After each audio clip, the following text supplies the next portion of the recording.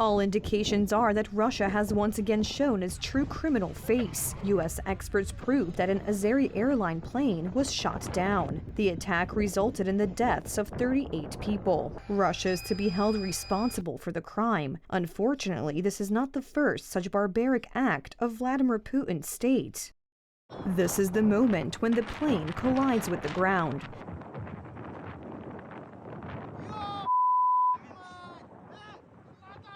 The tragedy could have been prevented, but no Russian airport agreed to make an emergency landing.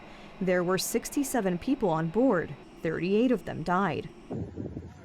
Russian propaganda, in its characteristic manner, has begun to brainwash the public that nature, in the form of fog and birds, was responsible for the tragedy. However, U.S. experts argue that the plane was shot down by Russian missiles, as evidenced by marks on the wreckage of the plane.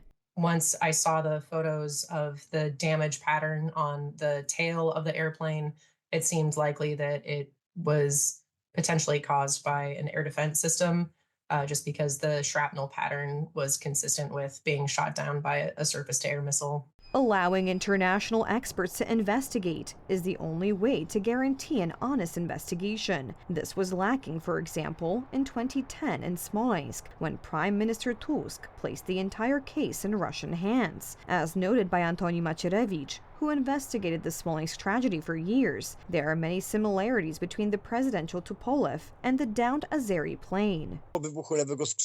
After the explosion of the left wing, the Tu-154 plane began to fall and turn around. This plane, after the explosion, began to fall downwards very effectively, and it very effectively fell downwards. And this can be seen in the flight of the plane. It's flying straight, and all of a sudden, it's perpendicularly falling. Anodina's hypocritical report insinuated that the so-called armored birch was the cause of the Smolensk tragedy. Now similar rhetoric has been used, blaming it on a flock of birds.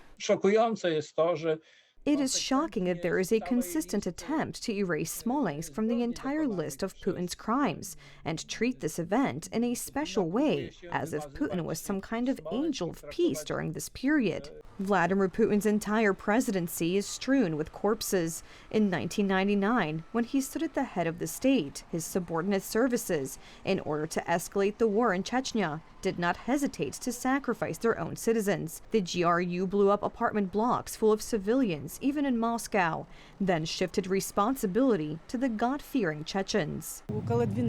It was around midnight when there was such a powerful explosion that all the windows in my apartment blew out.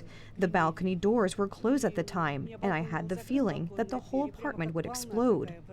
In 2004, terrorists took children at a school in Beslan hostage. On Putin's orders, the military entered the school. The bloody operation killed 334 people, mostly children, including just 32 terrorists. In Russia, the Tsar is one. Vladimir Putin always deals with internal opposition the same way. Alexander Litvinenko, Anna Politkovska, Boris Nemtsov, or Alexei Navalny, opponents of Putin, get killed. Russian imperialism is characterized by hatred of other nations. In their mind, Russians have a duty to impose their power on other independent states.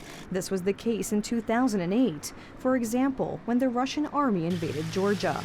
Vladimir Putin first annexed Crimea in 2014 and triggered a war in eastern Ukraine, then launched a full-scale invasion 8 years later. He is the one responsible for the Bucha and Borodyanka crimes, among others.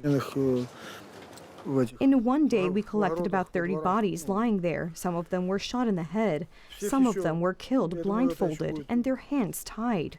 The Russians have experience in shooting down passenger planes. The whole world watched the 2014 attack on a Dutch-Malaysian airline plane. There were bodies in my village. The sunflowers had bloomed, and people were looking for bodies in the fields. There was one woman. Her body fell through the roof into her kitchen. Bodies were scattered over a huge area. The crime, as well as many others, got away with Putin. The question is, when the world will finally shake up and stop his crimes? The West must understand that Russia, as it is not a conversation partner.